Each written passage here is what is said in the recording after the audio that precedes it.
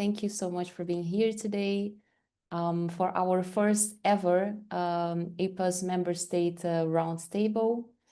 Of course, we're very happy to be able to discuss a very timely topic with you today, which is basically our title of the public administration as an attractive employer, exploring opportunities and shaping the future in a tight labor market. We will have around 1.5 hours of discussion today with very, very special experts and practitioners who are joining us, and I will present them briefly in a moment.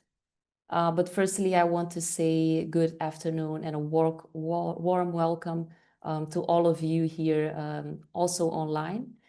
And many thanks for joining this session. So we know that the topic of public administration, modernization and attractiveness is very trendy at the moment. We also know that across Europe, public administrations are struggling to attract and to retain talent, especially between and among the younger generations and the highly skilled professionals. For the new generation, flexibility and well-being are not nice to have anymore, but they are baseline expectations. And at the same time, we also have other challenges to top it off, which are, for example, demographic shifts, AI, and competition from the private sector. And those are all accelerating the need to modernize the public employment. So we also know that public administration environment is not always or might not always be conducive to change. And therefore, this always poses challenges to all of us working in the public sector. But to discuss this topic from all the angles, we brought, as I said, very, very special experts. And thank you so much for having accepted to join us today to discuss those points from your different perspectives and different angles. So I would like to introduce them now. Very happily. Firstly, we have here with us Marta Silva Mendes. She's the head of unit, Directorate General Human Resources and Security, DGHR, from the European Commission. Thank you, dear Marta, for accepting to be with us here today. Secondly, we have Manuel Pastor. He is the Director General at the National Institute of Public Administration, INAP, from Spain. Thanks to you as well, dear Manuel. Thirdly, we have Pavel Ivanov. He is the Executive Director at the Institute of Public Administration, Bulgaria. To you as well, many thanks for joining us today, dear Pavel. And last but not least, definitely not least, we have Daniel Gerson. He's the head of public employment and the management team from the OECD. So thanks as well for being here with us today. And as you can see, we have indeed a very different pool of experts and practitioners that will be able to share their realities, their lessons learned, and how they are in their organizations dealing with the challenges of public administration modernization. And to you, dear audience, I see we have more people joining us at the moment. Please feel free to use the chat box here below the screen. We will be monitoring this chat box also with the support of our marketing colleague. Thank you so much as well for being here to support us. And we'll come to your either questions or comments a bit more towards the end of the roundtable. So feel free to engage. Your views are also very important for us. And with that, I think we can kick off the meeting, perhaps with some direct questions to each one of our speakers. I think I will just follow the order as how I presented them to you. And we can start in this case with Marta. Dear Marta, I have prepared a couple of questions to you, such that you can explore this topic from, let's say, the Commission's perspective. So I would like to start by asking you if you could kindly share with us the Commission's experience as a public administration employer, and the initiatives you have been working on to increase attractiveness and modernization in public administrations? This would be my first question to you. Secondly, what are the main challenges or barriers that you face when implementing such initiatives? And lastly, which practical changes or improvements can employees notice in their day-to-day work as a result of these initiatives? And with that, I give you the floor, dear Marta. Thank you so much. Thank you, Giovanna, and thank you for the invitation to be here with you. Good afternoon, everyone. It's really a pleasure to be at this roundtable and to be able to share with you what is happening in the European Commission when it comes to efforts of increasing our attractiveness and constantly modernizing our administration. So maybe as a start, as you all know, the Commission is the executive branch of the EU. We have several EU institutions in the EU constellation and other bodies, the Commission being the largest one. We have about 32,000 employers with different contracts. And what I will share with you today is what we in the European Commission are doing. And maybe when we talk about attractiveness, maybe what is important is to come to the baseline. Giovanni, you were mentioning that the public sector is struggling to recruit talent or attracting especially younger generations. So for the Commission, it could be the future for us. For the moment, we still consider ourselves attractive in the sense that when it comes to the publication of the competitions we launch outside, we still have thousands and thousands of candidates. So we see a lot of interest from potential candidates. So we still consider ourselves, let's say, attractive. We also have a quite high staff engagement internally. So we have, when in our last staff survey, we have identified 73% of staff engagement, which benchmarking to organizations is quite good score. Having said that, we're very conscious of the current aspirations of younger generations and the future. And you mentioned the number of challenges we're going through. So we continue our efforts to beef up our attractiveness and continues to be relevant. And of course, maybe a point which is interesting, not sure it's relevant to member states, is the fact that we are attractive, but our attractiveness differs depending on which region we're trying to appeal to, in the sense that kind of logically we are less attractive to Nordic countries than we are for Southern countries. So we do have challenges of what we call the geographical balance representation in our institution, but I think that's not the most relevant point to share with you today.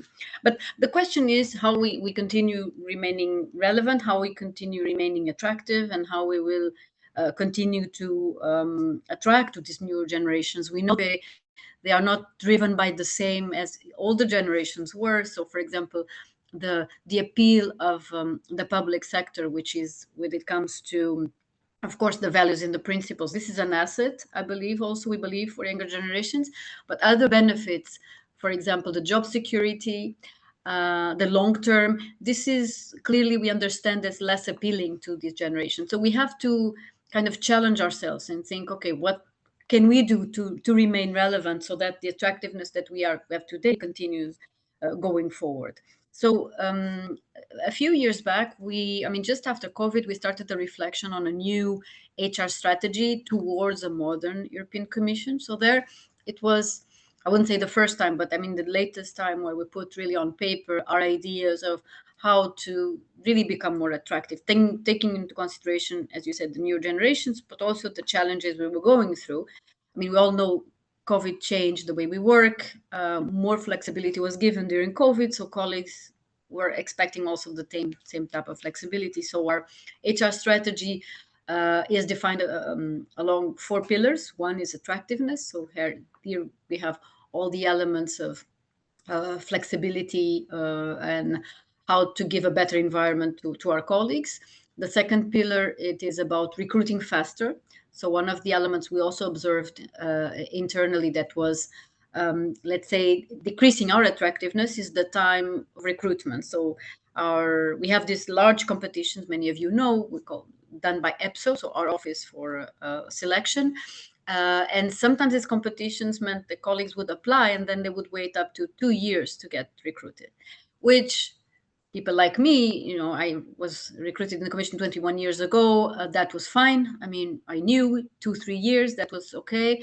When I talk to younger people now, my nephew, for example, he would tell me, no, I would never wait for this job. I mean, I would have gone to another member state. So the second pillar was really for us to reduce this timing of recruitment, to be modern and attractive. We need also to respect our candidates. And this respect is to be more reactive in this process. The third element is about, once we get people inside, making sure their careers are attractive. So creating opportunities of growth, being training, being mobility, how we can encourage people to grow and to be always satisfied in their life with us. And then, of course, there was a fourth pillar, which is more a cross-cutting one, which is about how we bring the innovation and the simplification of our processes. So this was our HR strategy. Now, today I also wanted to mention, in addition to this HR strategy, maybe 3 elements that we consider really important that we're working on. As I said, one of the ways, it's already in our HR strategy, to attract the good talent is to be good at the recruitment process. So simplifying, not only reducing the timing, but also simplifying, giving this experience to future possibly employees, a great experience to them, so that they would come in trying to get this, being selected by EPSO, but throughout the process they think, okay, yeah, this is really a cool administration to work in. They're reactive, they're respectful throughout the process, so I really like them. So this is the first experience of our candidates. So we're really focusing on that, being more speedy, but also more transparent when we run these competitions. This is for us essential. The second element is, again, I mentioned having colleagues having a clear and motivating careers is about what we call, I mean, it's publicly known, the employer value proposition. So it is about, once we get candidates in, how we make sure their experience is the best possible. And that covers a number of areas. I mean, this is very, very vast. Of course, it is about the working conditions, the flexibility. So allow colleagues to be able to work from home, which is something that since COVID, of course, it is possible, but really have that in mind. We know younger colleagues also value that, not, as you said, nice to have, but really as a must. I mean, they really need it, right? The other element is about the mobility. I mean, we're now deployed very recently a mobility plan, allowing for more possibilities of internal mobility across departments, and quite promising. I mean, we just started now a few months ago, but we already see some results and a lot of enthusiasm from colleagues. We think that is super important. And you mentioned also something which is extremely important for us, Giovanna, which is the innovation. As public sector, we're not known as to be the best innovators, but we know that we have to innovate. Not only we have AI around us, but and inside us, but we know that colleagues thrive also on change. They thrive on challenges. So we think intellectually the innovation is an extremely important point. And I would say my third element I wanted to share with you is in line with our continuous improvement. So what we have in mind as well is, we might be relevant today, but continue being relevant in the future. So we have launched a few months ago, we are really in the middle, one exercise, which we call our large-scale review. So maybe some of you have heard of it. I mean, Daniel, for example, we have shared this with him and his colleagues in the OECD quite recently. This is an exercise that as an aim to assess several parts of the organization, being processes, being organizational structures, being people in culture, leadership, several elements that we assess, we review, we see how we are, we compare ourselves to the outside world. So we have also a dimension of benchmarking, and we strive to have recommendations from all these different domains. Actually, we have, without going into much detail, we have 15 work streams. The idea is to have in 2026 a set of recommendations, again, with the same goal of being an agile, efficient, and attractive organization. So continuous improvement, always thinking what we could do best. Now, coming to your questions, your second and third questions, what were the challenges? Of course, I mean, I think it will not be a surprise to anyone. The challenges are also the opportunities, right? So the people are the challenge, the culture, the changes. So every effort that we have to do, for example, I was talking about reducing the timing for recruitment. I mean, we had a very, very solid and robust system with procedures, legal basis. So it's about reviewing all that to make it shorter. So I would say the challenge is also the culture is managing this change process internally, but at the same time is an opportunity. So I think the challenge was to address the point at the right level so that colleagues are empowered to really work on it. So I would say that's probably the challenge. I mentioned to you the geographical balance. So in terms of attractiveness, this is something, it is a big challenge for us, and we have a number of measures to try to indeed keep or increase our geographical balance. And then in terms of practical improvements, I would flag three elements. I would say faster recruitments, we already see results. So this is very important. I mean, our EPSO colleagues are still struggling because it has been quite harsh for them, but we have observed faster recruitment. In terms of flexibility, this is something our staff does really appreciate. So we all believe it is important to be in the office, but to be able to take this 1, 2, or 3 days of flexibility, it's also essential to balance our lives. Work-life balance is very important, and our colleagues really appreciate. And then the third element, I already mentioned before, it's the mobility policy. This is something really we have, it's very promising, and I hope maybe next time I can share more results, more data, but at least we see a lot of enthusiasm, and we think we're going in the right direction.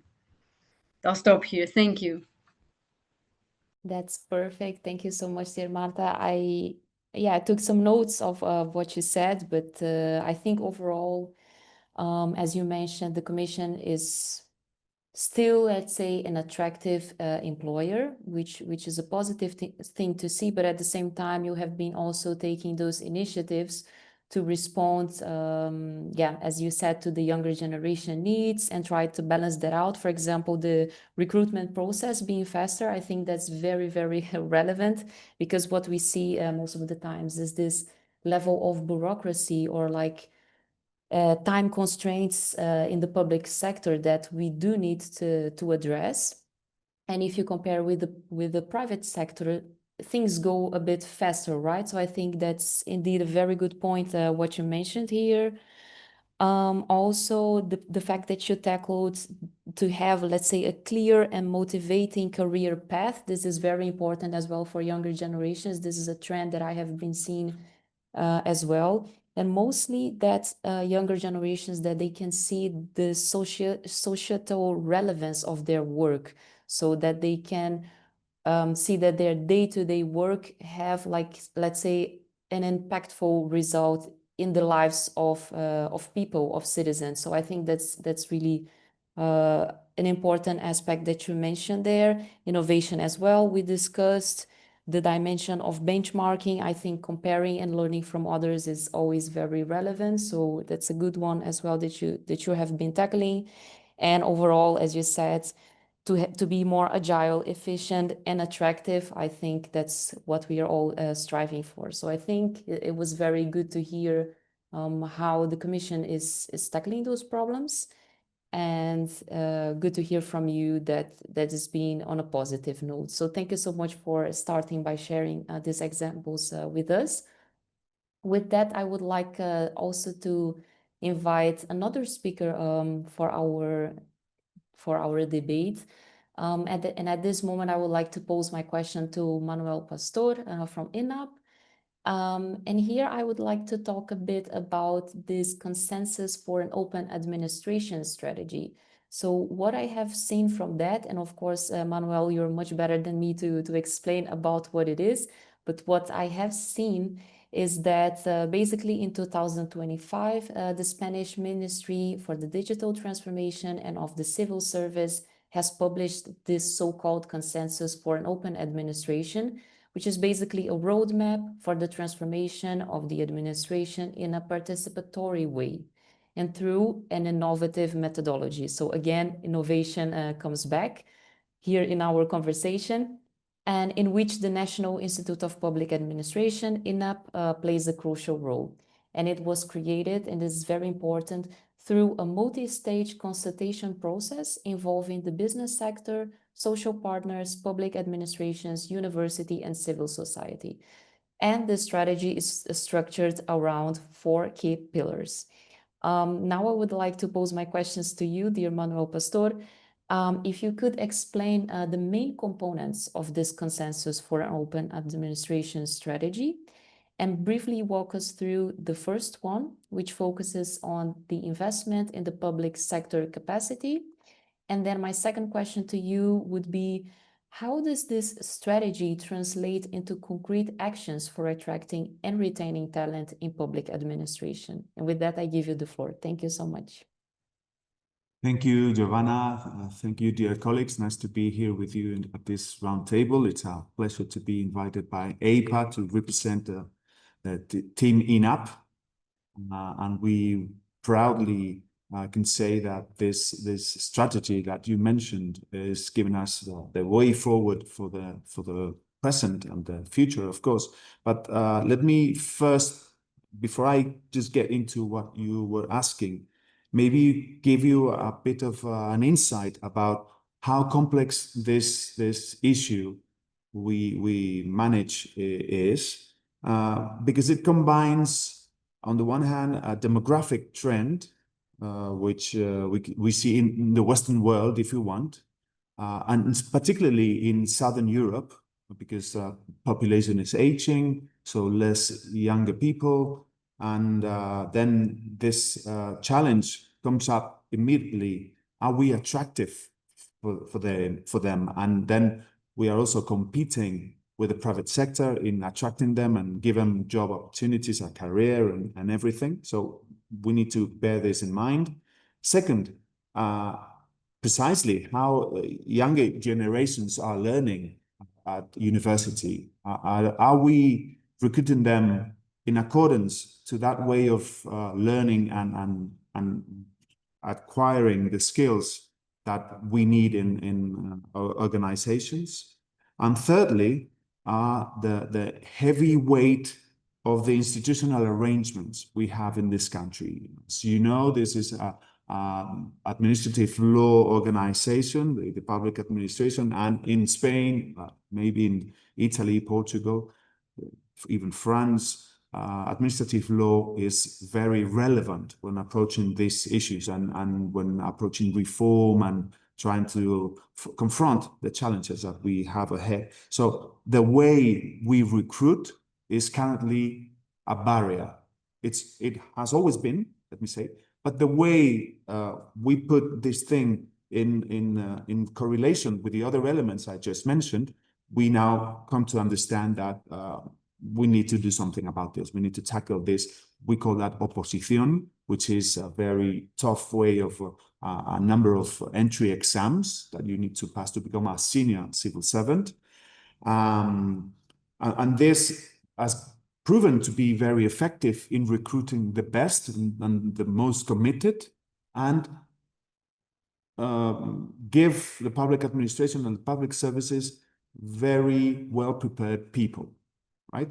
But maybe it comes a time to go about it and check how this is currently working, and especially for the future. Right. So we've seen that somehow it is better suited for those with more time and resources. Secondly, it has a strong weight of memoristic exams or tests, if we want, which is somehow good, but maybe we need to strike a newer balance for that. It's costly for the families and for the individuals in terms of financial support. And it's lengthy. It takes a lot of time to become a civil servant in Spain. So put everything together, and then you have identified our concern.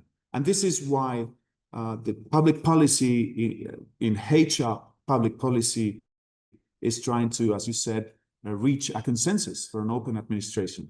I'm going to share my screen just for 1 second, so you can see the overview of how the consensus looks If you see, if you can see now your screen, we have 4 axes, being the first one, investing in the public sector capacity. So what we, as you said in your presentation, this was created throughout open government approach. It took a lot of time and work, but it helped us build this HR policy with a broad sense, if you want, with all the stakeholders involved from day one. And it was done in the laboratory of public innovation here at ENAP at the first stage, the co-creation stage. So we're very proud of that. So we come up with this strategy, which is, we need to keep on building and enriching this set of proposals, as you can see. But I'm going back to your question, if you see the first axis, you will see the 2 main components of this strategy. One would be technology, so is having the full capacity of technology, whereas you can see an AI platform that would help us manage all the data lake or even create a proper data lake to feed that platform and be able to have use cases for public policies. And the second component would be people, and those would be projects number 2, 3, 4, and 5. So 5, leave that aside now for the moment, because that would be the employer value proposition, especially, and number 2, 3, and 4 would be there just to trying to make more attractive public administration, not to take out of the equation oposiciones, as I was saying, but to rethink them in consensus with all the stakeholders, as I said, because this is very important. We're not in a hurry, let me stress this, because first we need to lay the foundations, which are the functional foundations. And currently we're conducting an information system to identify all the processes and tasks that are being performed throughout the central government. Mind you, this is a proposal specifically for the central government and not the regions or their local towns, right? So once we get these processes identified, you can cluster them and identify post types. Just like that, you can then, after that, work the recruitment process and career.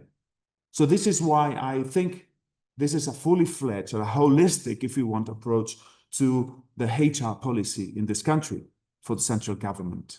It takes a lot of time, it takes a lot of effort. We're not in a hurry because this needs to be stable throughout time and be coherent with a functional model that emphasizes in what we do towards citizens, right? Instead of thinking about ourselves all the time, which I bet citizens around the country don't, I was going to say something bad, but they don't care much about our working conditions.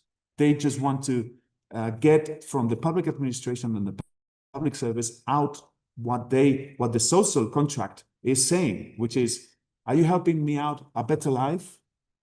And if not, maybe our legitimacy falls down into pieces. I don't know. So maybe this is also encouraging us to push forward all these projects in combination with the other axis I didn't mention, because you asked me about the axis 1. So, but the others also have an interest in the holistic approach I mentioned. So maybe with this, I answer your questions. Thank you. Stop sharing the screen now. Perfect. Thank you so much, dear Manuel. I think that indeed gives us a good comprehension of what this consensus for an open administration is and how you're implementing that. And what I really liked what you mentioned is that you were doing that in a holistic way.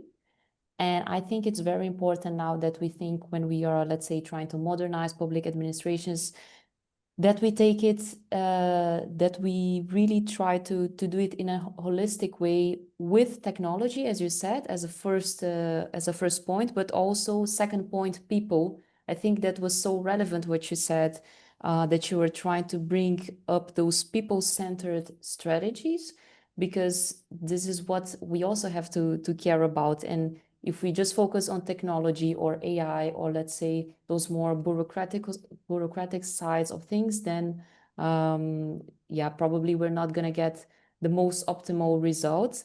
Whereas if we focus on people, which is what we work with and for, then we're going to have a much more, as you said, holistic approach of the HR policy. So I think that was very relevant, what you said there, and we will continue with that discussion as well. Now I would like to move on and pose my third question to Pavel Ivanov. So dear Pavel, over the years, this so-called engagement barometer has established itself as a tool for diagnosing the motivation and engagement of employees in the Bulgarian public administration. Most specifically, the 2025 engagement barometer indicates a decline in the proportion of highly engaged employees within Bulgaria's public administration. At the same time, the report also highlights that, and here I quote, highly committed employees are the driving force of any organization. They are the agents of change and the internal reason for maintaining high standards of quality and efficiency at work. So, dear Pavel, I would like to discuss a bit about this engagement barometer results, let's say, but also first to pose you the question, what are the risks, in your opinion, of this continuous decline in the proportion of highly engaged employees? That was the result of the engagement barometer. Secondly, given those identified as strengths in the reports, because there were some, such as internal motivation, clarity of organizational goals, opportunity for learning and development, what specific strategies is the EIPA implementing to address this downward trend and promote overall employee engagement? And after those questions, actually, I would also like to bring up the 2025 AI Readiness Index, but we can talk about that one later. Let's, if you agree, let's first answer those two first questions about the engagement barometer. Thank you so much. And with that, I give you the floor. Thank you, Giovanna. Indeed, our objective in the last couple of years is actually to measure, actually to collect data and then to analyze this. It's not just to talk about public administration, but actually we're trying to help them with their own data. So this is the most important thing that we are doing. This is like we're doing this for three main studies, I would say. Maybe they're going to be one more in the future. So the first one is the engagement barometer. The second one is the AI Readiness Index. And there is also one called Learning Organizations. So what we are trying to do actually is we collect the data at national level about the, I would say, perceptions in the public administration main issues. I guess Daniel is going to talk about this later on. And then the whole idea behind this is actually to give this data back to the institutions. So actually, this is their data, it's not our data. And then in order, actually, for the first time this year, we even gave them that in like raw data in order actually to push them to analyze this, their institutions better. So this is the most important part that we are doing, because what we're trying to achieve is actually, okay, push the institutions to measure their own pulse and actually to do the reforms they need themselves. So this is like kind of a self-assessment of the institutions that we are helping them a lot in the last couple of years. So yeah, I mean, the question was, is it a risky what is going on? I think so, by the way, because it obviously, if you have falling engagement, you have rising risks. Why I'm saying that? Because what we've seen in our work is like highly engaged people are the engines of the reforms. So this is obvious. So if you don't have these kind of highly engaged people, there will be less reforms. It's simple as that, in my opinion. So what are the main risks? I mean, what are the main, I would say, pillars behind this in our study? One of these is obviously obviously, quite obviously in our case was, I would say, the political instability in the last couple of years, 4 years. One of the most important pillars behind the highly engaged civil servants is the trust to their supervisors. So actually, this is like in our model, this is the most important part. So it seems that there is less belief in superior level of, let's say, leadership in the public administration in the case. It's well, saying that, it's I compare what the average results with the OECD study and the Bulgarian study, and it seems that in some areas Bulgarian civil servants are more engaged, which is, I mean, compared with the average in the EU. So, for example, one of these is like the well-being. I mean, this is quite, I mean, for me, it's like to have this kind of difference, 15 to 20% difference with the average in the public administration is quite good signal for Bulgarian public administration. In other areas, we're not that good, like I would say line manager is like quite similar to the average of the European Union. So yeah, it's but that's the most important thing that I'm saying is that I mean, we have to use these kind of instruments in order to give the information back to the institutions, and then they can act in order to change that. So this is like what we're trying to do also with the AI Readiness Index.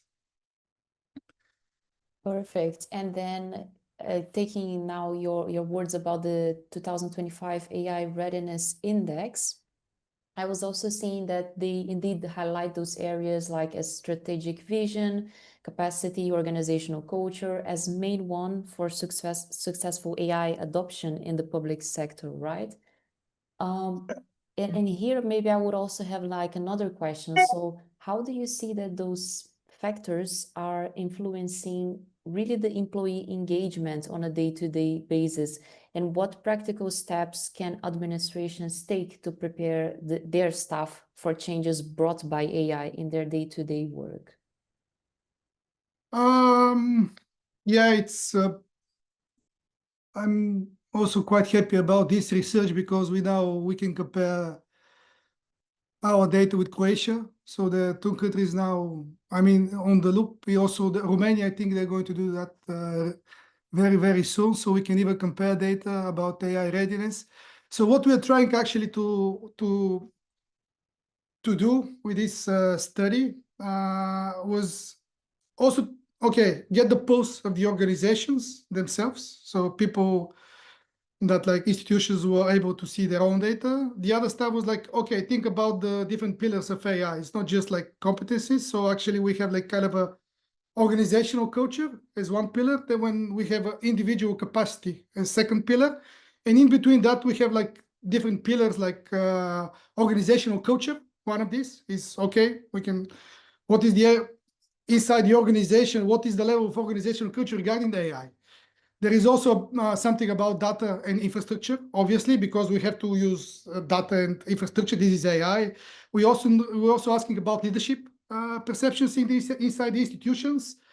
And then, of course, we have something like TNA, so training needs analysis on different areas of AI, okay, competencies, I would say. So what we are seeing actually, and then comparing, I mean, this is raw data now in Croatia, but I can see it now on my screen. So it's very interesting because I mean, there is a huge difference between the opinion or perceptions in Bulgarian public administration and Croatia. I don't know why. I'm just trying to solve this out or to think about why is that. I mean, I have something in mind, but we have to prove it. You see, in our case here, that okay, we're talking about leadership, for example, or vision. Do you have your vision inside the institution about how you're going to implement AI? I mean, in your own institution. It's not about, I'm not talking about general things, you know? Do you have this in your institution? And then I see the data from Bulgaria and Croatia, and then in Bulgaria you can see 60% of people that are not sure. 60%. So okay, 20% said okay, there is some vision, and then 20% rather don't agree that there is a vision inside the institution. And in the Croatian case, you see 55% say no, there is no clear vision on this. in our institution. So this is like very interesting. I'm trying to figure out what is behind. And one of the most interesting results actually is it's not just about vision data, but it's also how they're using AI in their own work. So actually, this is why we have to think about this, because we have to build competencies. Okay, so in everyday work, I would say AI used in the everyday work in Croatia, obviously, they use it mostly for additional clarification of terms. So this is what they're saying. I mean, this is like about 30% of the civil servants there.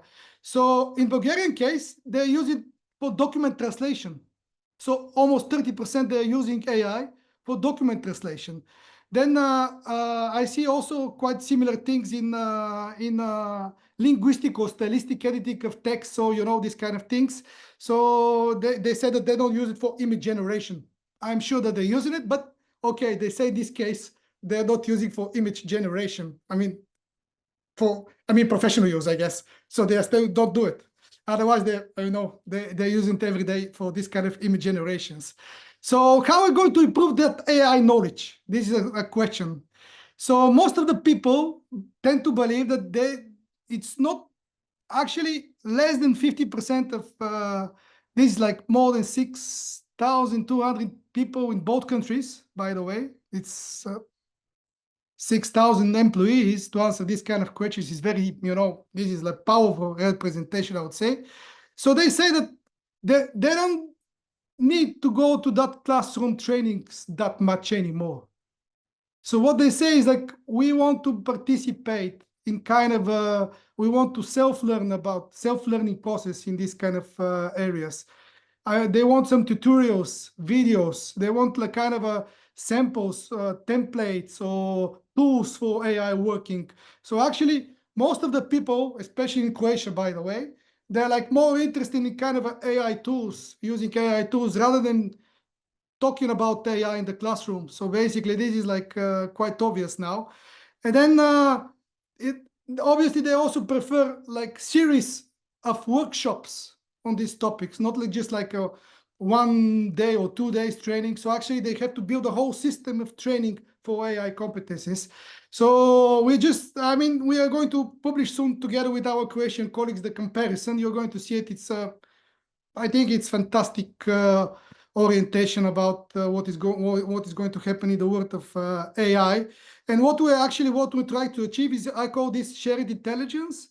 So we have to strike the balance because okay, AI is going to be I will not say best friend, but I would say like the key collaborator. Okay, so this is like human and artificial intelligence. So human intelligence together with artificial intelligence could create something like shared intelligence. So actually, we have to use that in the future, this kind of shared intelligence, in order people to be much more faster, much more quicker of what they're doing, because AI actually is empowering people to be quicker, to be faster, to do things much more faster than we used to do in the past. So actually, this is a great opportunity. That's why we have to focus on this kind of studies in the future also. And because I'm also, very sorry for that. That's why I want to say everything on my speech, because I have to catch a plane. So please, it is such a pleasure that I'm with you. And then thank you very much for the invitation. Thank you, dear Pavel. No worries. We are aware that you have to leave soon. And thank you so much for trying to bring everything at once. I think it was very interesting. I took a couple of notes. And as you said, when you have available this result of this report with Croatia, do share with us, because I think this one will be a very interesting one. And I really liked your point about the so-called shared intelligence, let's say, to use the best out of both worlds, like the best about human intelligence and best about AI intelligence, and how you're coping with the challenges in Bulgaria, but also trying to learn from other countries what the other countries are doing. I think this is also what we are trying to do here, to learn from each other and with different organizations and different levels, to see how we can best approach those challenges and opportunities, as Marta said very, very well. So feel free to leave whenever you have to. Thank you so much for being here with us today and for sharing those great concepts and your expertise with us. Thank you so much. Now I would like to move forward to a question now finally to Daniel Jerson. As I said, last but not least, I think we have a lot to hear from you, Daniel, in regards to the OECD studies in general. I have to say that I'm personally a huge fan of the OECD studies and reports and results. I think what you have been doing is really interesting. You try to see this public administration attractiveness and modernization from different angles. What I thought was very nice is that you had in this past OECD's 2025 report, you had a focus on the aging population in the public service sector, which I thought was great, because most of the times, again, we are talking about the young generations, the expectations of the young employees, what they want, how we can adapt to that. But I think it's very important as well to talk about this aging population. Also, as Manuel mentioned, in Spain, but also in many other countries in Europe, you see you have an aging population, and you have to also know how to adapt to that, not only in the public sector. So I really liked this approach, and I'll of course give you the floor to talk a bit more about that.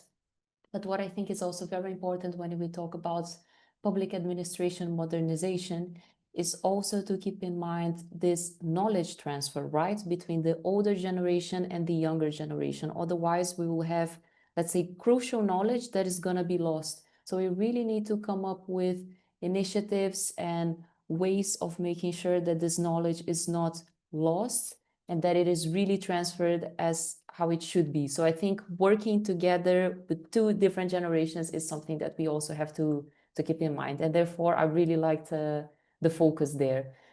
But basically, this report, it highlights the importance of tailored HR policies for workers aged 50 and over. And the focus is basically on career development, personal support and guidance, and knowledge transferred, as I just mentioned. But as I said, in general, the OECD has worked on employer attractiveness for a number of angles, recognizing the urgent need to attract and retain key skills for future fit workforce. So with that, I would like to ask you a couple of questions, dear Daniel. The first one would be, let's say, as I already said, the OECD is highlighting the importance of supporting those older generation workers through tailored HR policies. And what do you think are the practical measures that can be taken in areas such as career development, learning opportunities, and working conditions to achieve this? This would be my first question. The second one would be, could you reflect on the future skills need in a context of fiscal constraints and AI integration? And here the future skills needs, it's a more broader aspect. And lastly, how can public administrations promote their attractiveness as employers through branding, communication, recruitment, and assessment systems, for example, and other related factors? And with that, I give you the floor, and thank you so much for being here. Thanks so much, Giovanna, for the invitation. It's wonderful to be here with Manuel and Marta, and of course Pavel before. It's always hard to follow Pavel because he always said all the things I was going to say. So, but it's great to have your questions also focusing on the older workforce, because you're right that it's often a forgotten about group, especially when we frame the work around attraction, because people assume that we're always trying to attract younger people. And I think, you know, to reflect on your second question, what are the skills that we need to be able to bring in? Well, why is it only younger people that are going to have these skills, right?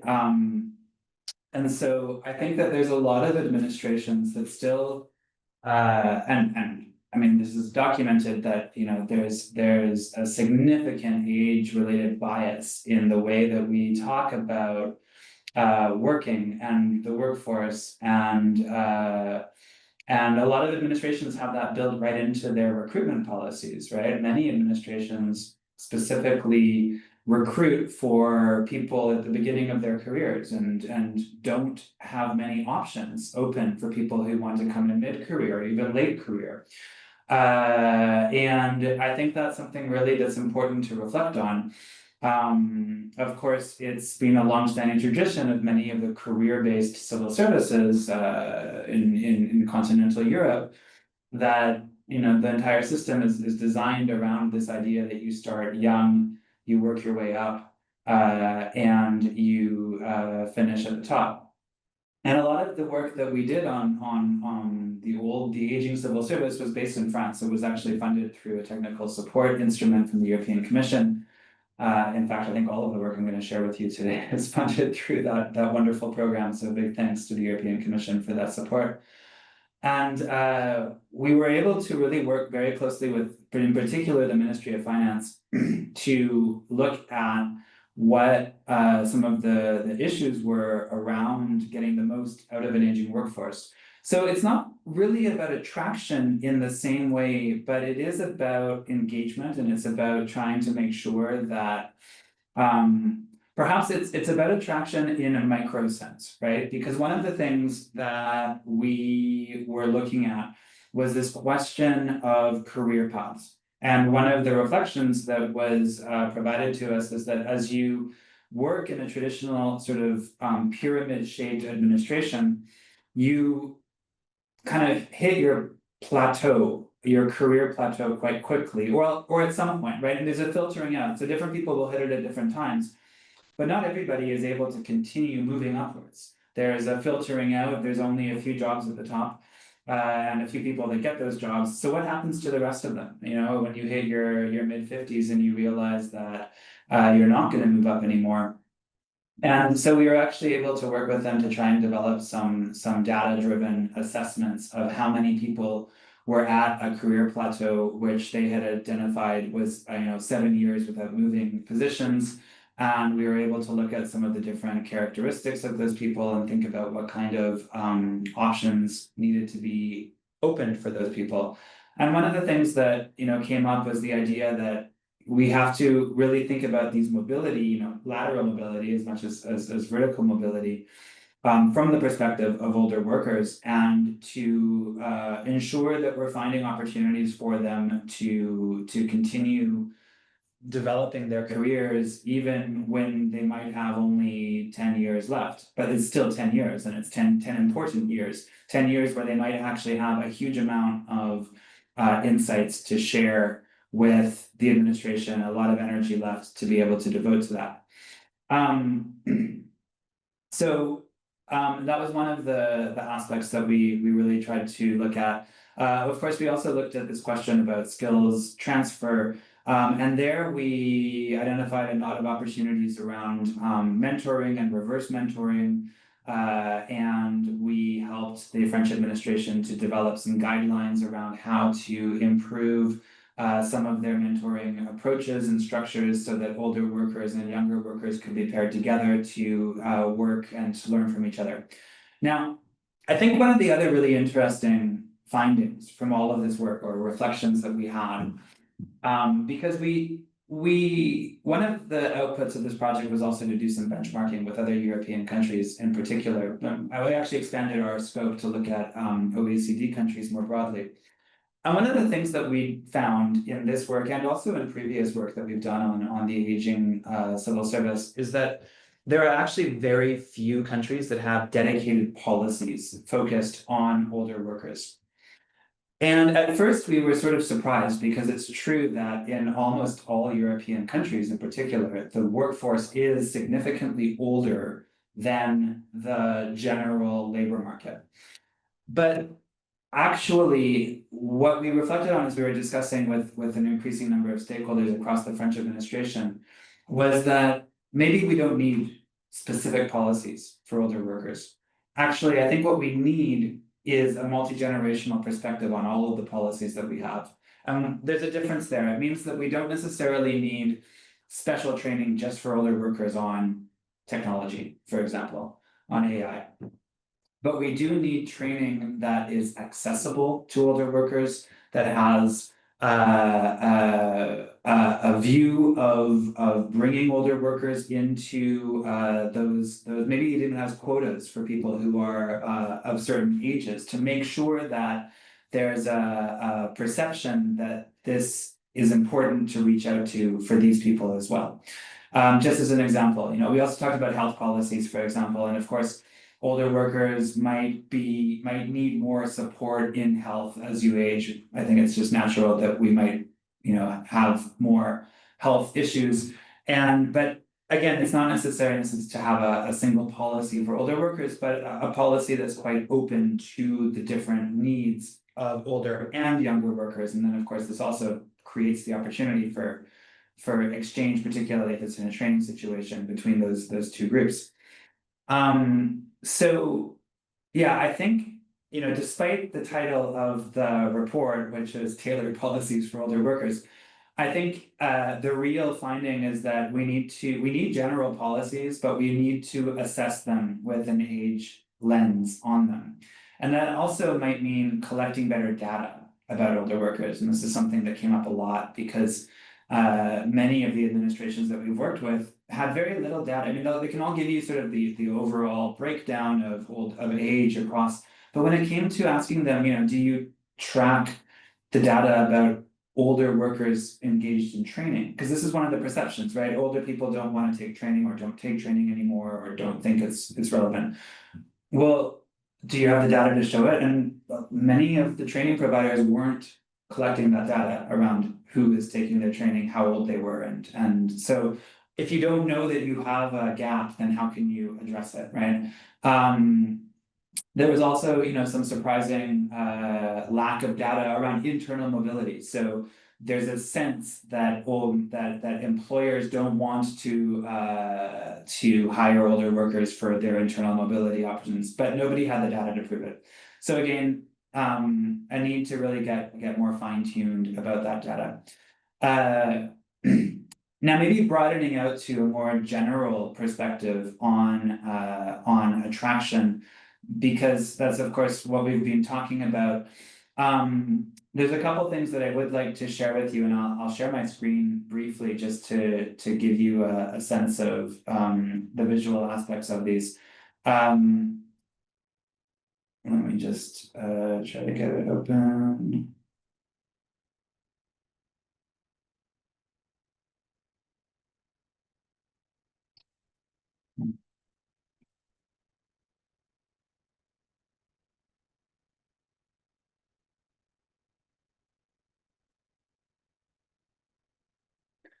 All right, which screen do you see? Do you see the one I want you to see, or do you see the one I don't want you to see? We see the one with the notes. So let's With say the with notes. All right. yeah. Perfect. So I just need to change that. All right. So this is a simple model. In fact, in an earlier project that we did with France, again, through the technical support instrument of the European Commission, we looked at the attraction of different regions in France, and this model was developed for that. And I think it's a useful model just to reflect on how diverse and complex the issue of attractiveness really is. So far in this conversation, I haven't heard anybody actually talk about pay, which is a relief in some ways, because often that's the first thing that comes up when we talk to people outside of public administrations about how attractive or not their public administrations are. As you can see in this model, we didn't even use the word pay anywhere. We talked about really these three buckets inside this model are the ones that the public administrations can control or can use to try and tweak and become more attractive. So in that bucket of career is really all of these things about the future. Where will this job take me to interesting places? Will I learn interesting things? Will I grow as a person? Will I have new opportunities that are provided to me by taking this particular job? Of course, there's the job itself. Am I going to enjoy this? Is it going to make good use of my skills? Am I working with interesting people who will motivate me and inspire me? Is there any useful, good technology that I would expect to be able to do my functions properly, etc.? And then the third bucket is about life. And I would put pay in here because pay is ultimately a factor in how, you know, your quality of life outside your job. But it's not the only one, right? You can also think about the location of the work, and is it a location that has interesting activities to partake in? Is it a place that inspires you? Is work-life balance, the flexibility that Marta brought up earlier, are of course key issues here as well. So, you know, I think this is just a useful model to try and reflect on all of the different elements. And then the bits outside are really about the individual and how they interact with these. And I think that's also something important to reflect on, is that not all attraction is good attraction, and not all attraction is the right attraction, because we need to get specific people with specific skills that we're looking for. And so a lot of the administrations are still using rough measures, like the number of people that apply to a post. Well, if you're doing recruitment right in a more targeted way, you might actually be more attractive and get fewer people to apply to a post, because you're better targeting that process to a smaller amount of higher quality people. So, you know, maybe it's about quality, not quantity. And each person's going to have a different way of factoring in these different elements. And I think this is kind of obvious, but something that's worth reflecting on when we're talking about attraction. Now, this isn't a presentation, but I just threw a few slides together because Giovanna told me I could. And I also have to use this, of course, for some shameless promotion of our most recent work, which is this report that Pavel was just referencing on the workforce insights from central government. And there we look at the engagement of civil servants, which I think is also a really important proxy for attraction, because ultimately the engagement issues are really the ones that connect people to their work, make it meaningful to them, and make them want to stay and continue working, even when they have low pay, which, you know, the pay indicator in this survey is awful. Civil servants are not happy in most cases with what they're making, yet they stay and they commit to work anyways. And so why is that? And this is the outcomes of the pay. I should just say that we had about almost 57,000 civil servants respond to this survey in 10 countries, including Bulgaria. So Pavel's country was actually one of the best responders. They're all EU countries, except we also had some data from Norway, so 9 countries plus Norway in the EU. And in this case, you can see that most of the civil servants are actually quite satisfied with their job, willing to do extra work, and are quite energetic at work. You can see that they're proud to work for their organization, 60% positive on that. That they get a sense of accomplishment, 60% from this, that they identify with the organization's mission. So these are important things to think about in attracting people to their work, and things that you can measure and keep a view on. And I think Pavel's discussion of how this is dipped in Bulgaria and how this is sending off alarm signals is really important and useful. One of the things that we did in our survey was we looked at what drives these engagement indicators. And this is kind of impressive. You can see on this that learning and development, so the horizontal axis is the strength of the driver, and the vertical axis is the score it receives. And so this is an interesting one. You can see here that pay satisfaction on the bottom left of the engagement part is a significant driver, but not a very strong one, actually, compared to the other things. It scores very low, but it's not very strong because it's right to the left of the chart. By far, learning and development was the strongest driver of employee engagement. And that means the ability to, and so this chart shows you each of those elements of learning and engagement and how strong a driver they are for engagement. Sorry, each of the developments for learning and development, yeah, and how strong a driver they are for engagement. And you can see that the strongest by far was the feeling of growing professionally in your job. I think that's really profound, because we can attract people by making sure that they're going to be able to grow in their job. The second one was improving their digital skills, so investing in their skills that they feel they need to grow in their job. And the third one was mobility. So Marta brought this up earlier. Their investments in mobility systems, I think, are hugely important to be able to attract people.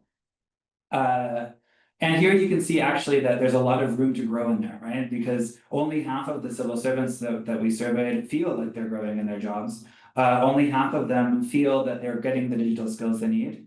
And only a third of them feel like they have mobility opportunities that they can attract, that they can use. So I wanted to share that with you because I think that there's some really interesting findings, and there's more in the report as well, that we can use and reflect on to actually encourage more of a data-driven perspective on this question about attraction and engagement. I think maybe just to finish, I think there's three questions we need to ask ourselves when we're talking about attraction. One is what actually attracts the people that we need, not just people in general, but the people that we need.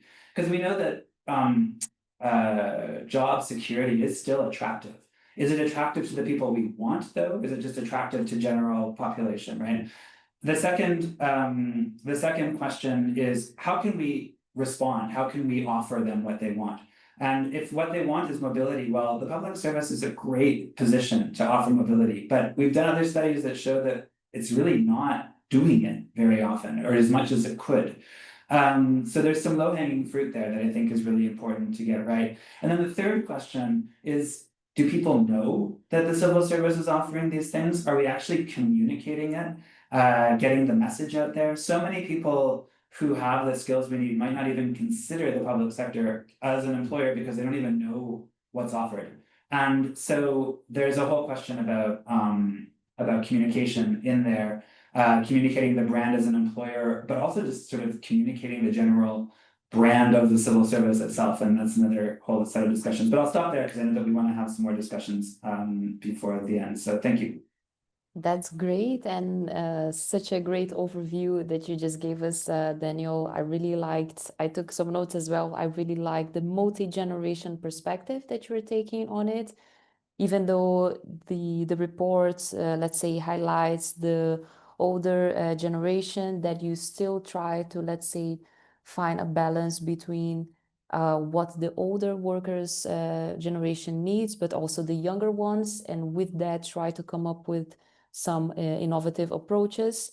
And even there you could have a possibility for them to work together, right? So then you create already this natural environment for that to happen. So I think it was really great to see as well.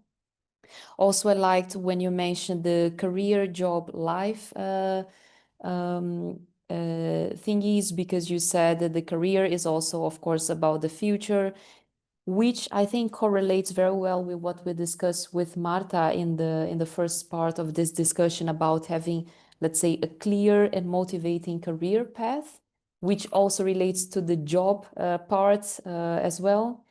And I also really think it was interesting when you mentioned like about those three questions, but the first one, let's say, what attracts the people that we need? And this is very important, let's say, to target who we need. And for that, we really need to adapt a bit. Also, the drivers was a very good point, and that people, they want to see that they are growing professionally, which is again part of having a clear and motivating career path. So I think everything that we have discussed here interlinks very well. And yes, I think that was a great explanation. So thank you so much for bringing those aspects to us. We still have 20 minutes to go. If you have any questions, comments so far, please feel free to use the chat box. We will come to them very quickly. If you want to engage or ask our speakers direct questions, or let's say more in general, we will keep checking the chat box. Here I would like, since we're going towards the end, I would like more as well that we can also talk about more in general terms to finish this discussion. Let's say some best practices that you can share from your experiences with us and with our audience online. So we have discussed many different initiatives and strategies so far. So basically from the EU level modernization efforts, to the INAP's consensus for an open administration, to the Bulgaria's engagement challenges and the OECD reflections and report results. I would like all of us, let's say, to look ahead now. So I would like to ask you, dear speakers, what do you think are the concrete actions that organizations and leaders can take to turn all those insights that we discussed into practices? And what practical steps in general should public administrations prioritize in the next 3 to 2 years to build a more agile, inclusive, and resilient workforce? And here we can talk about innovative real-life practices. You can feel free to share stories of successes, but also stories that you think perhaps you could have done something differently, but at least you learned with that and you would like to share this. But all in all, I would like to say that I think what we are doing here today is very relevant because collaboration seems to be like a main priority for those next years to come, right? That we really discuss what is going on in different organizations, in different institutes, and then to learn from that. Let's say, how can national institutes, EU bodies, local administrations better work together to share those good practices, to share this knowledge, and to share those tools that overall will promote learning and engagement, and of course, make our public administrations more attractive and more modern, let's say. So I'm not pointing to any of you, but if you would like to bring up some, let's say, innovative and real life practices that you think should be prioritized in the next 2 to 3 years, feel free to do so. And if the audience wants to ask any questions, that's also the moment. So thank you so much. I give the floor to you.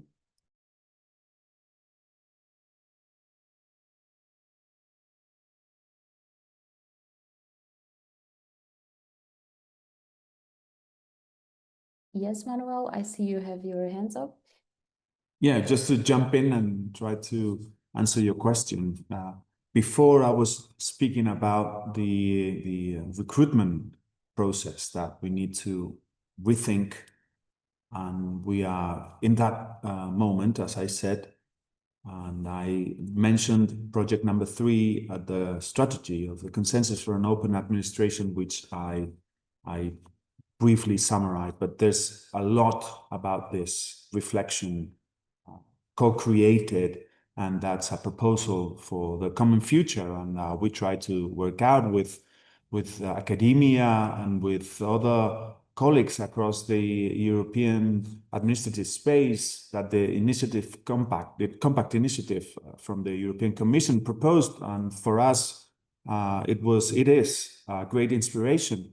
And we think that working in alliance with other colleagues across other member states, and of course, we've got the DISPA network. This is how I met Pavel, who just left, but we meet each other at the twice a year at the DISPA network, which is the meeting of the schools of government across the European Union. And there we share a lot of insights and inspiration, and sometimes even resources when it comes to time. So that's a great network over there.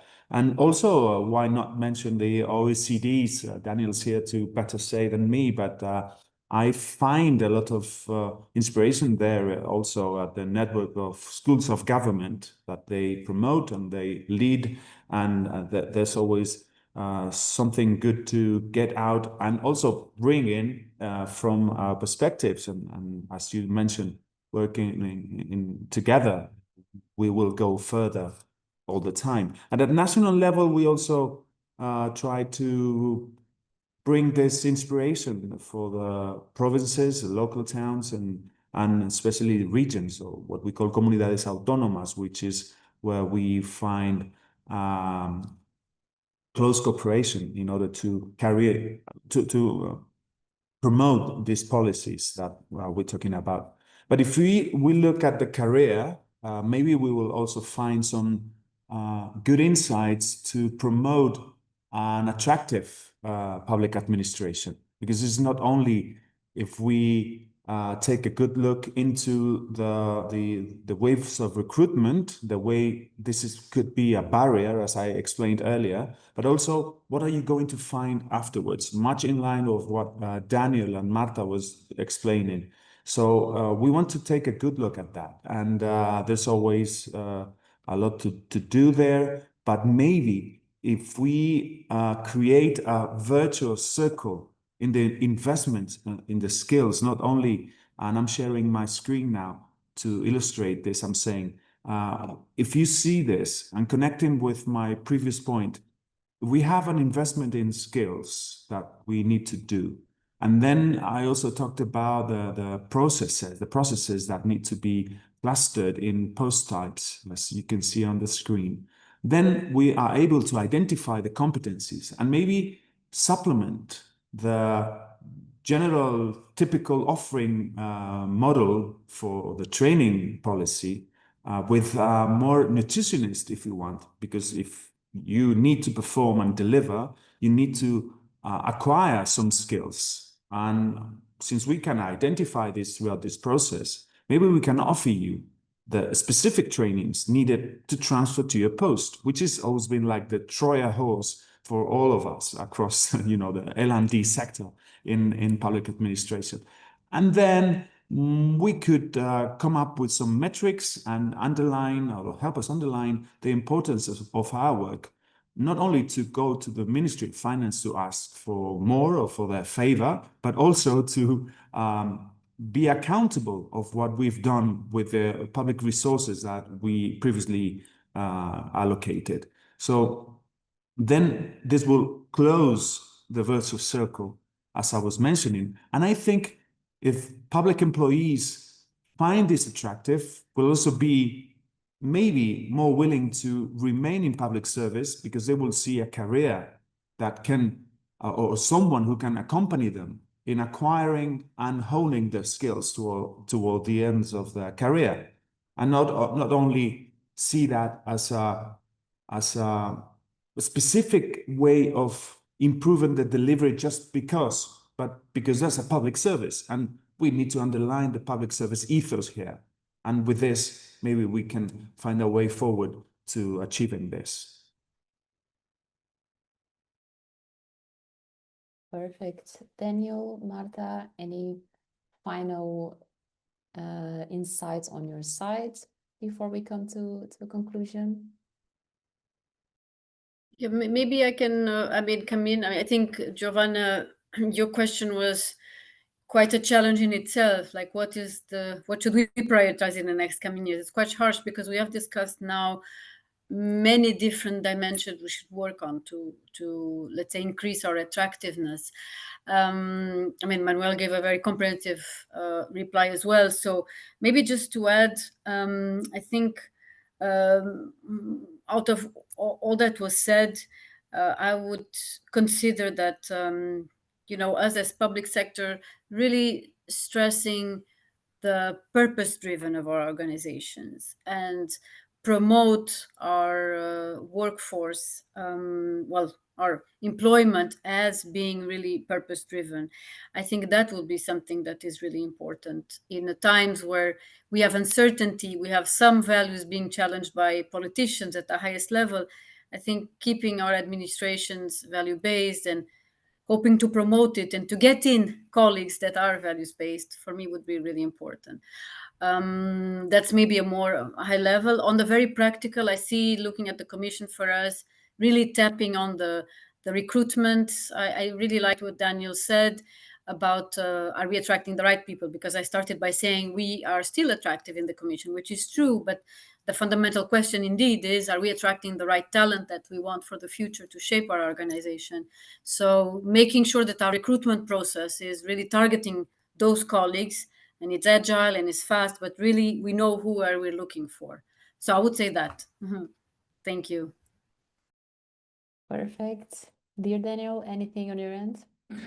Yeah, too many things to fit into one thought. I maybe sort of three things. I think there's a number of really interesting forces that open up an opportunity to reshape the public employment sphere that we've been living in for the last while. And one of those is, of course, AI, and it's come up a couple of times already. And I'm really excited to see some of the work that Pavel has been doing in this area. The other one is this fiscal pressure that many of the countries are facing coming out of COVID with issues around inflation. And so the two of those create a pretty interesting dynamic where on the one hand, you need to invest in skills, you need to invest in capabilities, new capabilities in the public administration. And on the other hand, you're going to have less money to do that with.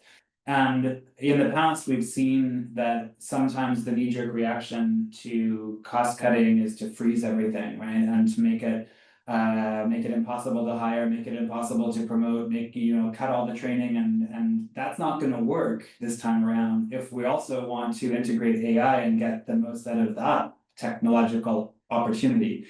And this is also hugely important for attraction, right? Because if we freeze everything, we become less attractive. And that's not really where we need to get to be able to integrate AI and use that as a driver potentially of better, more efficient public administration. And so that kind of opens up, and the more we can integrate these kinds of technological tools, I think the more attractive we become as employers, because people usually want to go work with the latest and greatest that allow them.